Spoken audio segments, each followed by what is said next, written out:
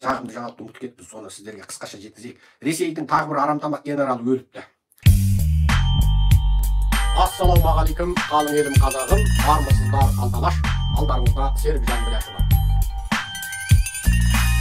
Өте керемет. Мен енді бүгін уақытқа байланысты бұл Зеленскийдің негізгі ең маңызды ақпаратын New York Times пен CNN-нен аударып жарияладым. Жағымды жаңалықты ұмытып кетіппіз, соны сіздерге қысқаша жеткізейік. Ресейдің тағы бір арамтамақ генералы өліпті. Орыстың тағы бір генералы өлді. Бұл туралы Англияның Daily Mail жазды. Another Russian general is killed in Ukraine in latest blow to Putin, like paratrooper commander who came out of retirement to aid the invasion is killed by Kiev, sabotage team дейді. Ресейдің тағы бір жаңағы жойғыш парашютшылар командасының бастығы болған тағы бір Ресейдің генералы өлді дейді, арам қатты дейді. Міне бұл мейжор генерал Дмитрий Ульянов дейді, 44 жасында, had written to service to retirement. Бұл сұмырай 44 жасында екен, бұл негізі парашютші болған екен, басшысы болған екен. Енді қазір осы Ресейдің Украинаға шабуылдаушы жаңағы жұмысында Украинаның тағы бір қарсы шабуылдау кезінде жан тапсырды. 44 жасында арам қатыпты. Өлсе өлем қатсын, Ресейдің генералдар қырылып қалсын, Украин жерін басқан Ресейдің бүкіл солдаты арам қатсын деп дұға жасап, бүгінгі лекциямызды аяқтаймыз. Әлемнен орыс шовинизмі жоғалса, орыс империализмі жоғалса, атажау Қытайдың шаңырағы ортасына түсіп, күлі көкке ұшса, атажау Иран тастанған болып айналасына жаулық таныталмайтын жуас қалпына келсе, біздің бағымыздың жанғаны. Иә, біз лекциямыздың соңында бауырлас Түркиядағы апатқа ұшырағандардың саны қазір сағат сайын артып келе жатыр.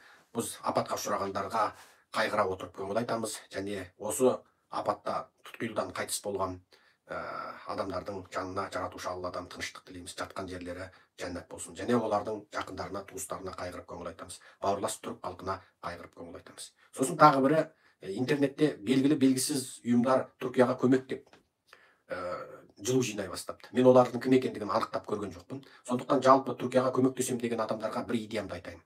Түркияның Қазақстанда елшілігі бар, Алматыда консулдығы, Астанада елшілігі бар. Солармен тіке хабарласыңдар. Бұндай кезде небір алаяқтар шығады. Назарбаевтың әулеті, тағы басқа анау жұлдыз бір саяси алаяқтар. Бұл халықаралық бұндай апатқа көмек кезінде миллиардтаған долларды жеп кететіндер болады. Кезінде бұндай құбылыс Қытайда болған. Сондықтан ондай Түркияға көмек болатын болса, енді әркім ниетіне қарай береді. Енді біреу діни нанымы бойынша бір жаратушы Алланың ризашылығы үшін береді, біреу бауырластық үшін береді, біреу шынайы бір жаны ашырлығымен береді. Мейлі, қай бағытта берсең де, Түркияның ресми көмек қорына көмектескендеріңіз, ортадағы делдалдарсыз көмектескендеріңіз абзал. Бұл бір. Екінші, әлеуметтік желіде тағы да киіз үй тігейік деген сөздер айтып жатыр екен. Айналайындар, киіз үйден гөрі мынау әскери жаңағы шатырлар әлдеқайда арзан. Және оны тігу қолайлы. Сақ-сұқ кетесің, төрт жағынан кейбіреуін желмен үрлеп нете саласың, кейбіреуін кәдімгі темір таяқшалары бар, өздері еткен ұра саласың. Ол апат болған жерлерде баяғыда талай жерге волонтер болып барғанымызда көргенбіз. Ол қолайлы болады. Ал киіз үй дегенің, қазақы киіз үй дегенің, ол қазіргі мына шатырыңнан әлдеқайда қымбатқа тұрады. Бір киіз үйге кететін ақшаға сен бәленбай 100 кәдімгі мына апаттық жағдайда қолданылатын уақыттық шатырларды сатып аласың. Бұл бір. Екіншіден, киіз үйіңді құрастыру деген ол бір әуре шаруа, оны білмеген адам айтып отыр. Киіз үйді тігу деген ең мықты, жаңа киіз үй тіккіш келіншектер, жеңгелеріміздің өзі деген пысылдап жүріп, жаңа шаңырағын көтерді, оны мықты жігіттер кәдімгі ағашпен көтеріп, оның уықтарын шаншып, басқұрларын байлап, жаңа желбауларын қағып, қазыққа қағып, осы өйтіп істеу деген оңай шаруа емес. Ол бұл жерде біз Украина, жаңағы Түркияға біз шынайы, анау далада үйін бәрі қирап қалған, далада суықтан, желден, аяз, күн суық, сонда нетіп қалған адамдарға береміз ба? Жоқ, біз жерде бір әдістік шоу көрсеткен отырмыз ба? Шоу. Қазақтың киіз үйі тігіп деп, бір киіз үйге бәленбай 100 шатыр кететін ақшаны бір киіз үйге апарып, оны тігудің өзі әуре жаңағы жерде. Сол шоу керек па бізге? Шоу керек жоқ, шатыр керек. Сондықтан мынау көмекті тіке өздерін атаңыздар, ортадағы делдалдар алданбаңыздар. Себебі бұндай халықаралық делдалдық өте көп. Ана арабтың байлары қазақ жеріне мешіт саламыз деп, баяғыда Түркияның діни фанаттары қазақ жеріне мешіт саламыз деп ақша жияды екен, Қазақстанға келгенде жоқ. Қарадай бәленбай 1000 адам сияқты деген мешіттің жаңағы бір ұзаса 30-40 қазақ сияқты мешіт салып, ақшаның бәрін тыққан алаяқтар жетеді. Бұл жаңағы сосын гуманитарлық көмек дегенде де Қазақстанға бәленбай жаңағы гуманитарлық көмек келген ертеректе анау Назарбаевтың Сараның жаңағы тоймай аш жалаңаш қайыршы кездерінде.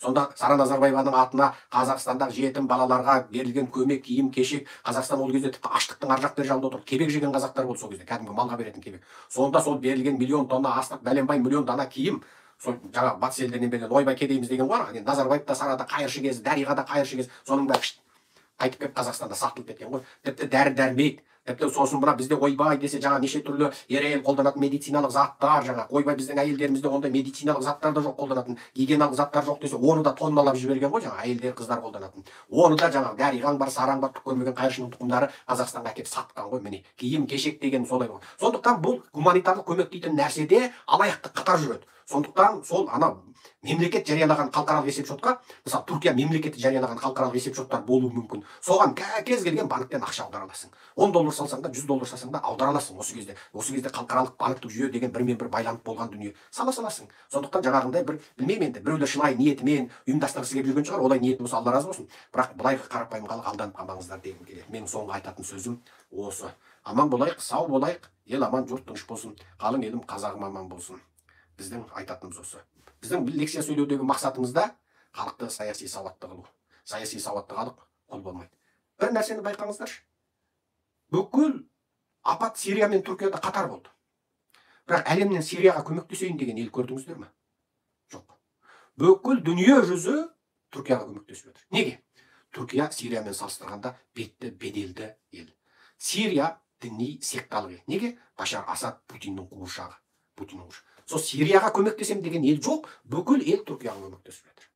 Міне бір халықтың беделі, бір мемлекеттің беделі сол елде демократия бар жоқ па қарайды. Әрине бұл жерде Түркия абсолютті идеал демократиялық ел болып тұрған жоқ. Бірақ ол қанша айтқанмен батыстық әскери қауымдастық НАТО-ның мүшесі. Қанша айтқанмен НАТО-ның жиынында Түркияның туы тұрады желбіреп. Қанша айтқанмен Түркия оқу-тоқу өскен дамыған ел. Ал Сирия Ресейдің қуыршағы. Тасталқан соғысып жатқан ел, халқы бозып жатқан ел. Міне, Сирияға көмектеген жұрт жоқ, бүкіл жұрт Түркияға көмектесіп жатқан осыдан ақ білерсіздер. Бірақ тағы бір нәрсе. Бұндай апат біздің басымызда болса, біздің ел соған лайық па? Мынау Назарбаевтық кезде Сараның компаниясы бар, Динараның, Әлияның, Дариғаның компаниялары салған Алматыда небір үйлер бар, е?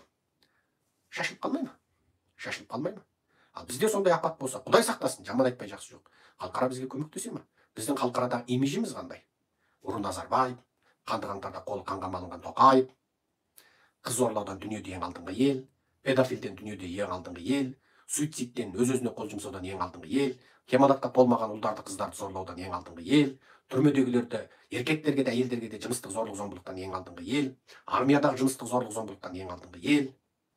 Біздің халықарадағы имиджіміз осы. Коррупция қашып кеткен, Қарапынов бар, Сырапынов бар, қашушылардан ең алдыңғы ел, бірінші президенті арабтың азаматы болып алған дүниеде масқара ақпарат ел.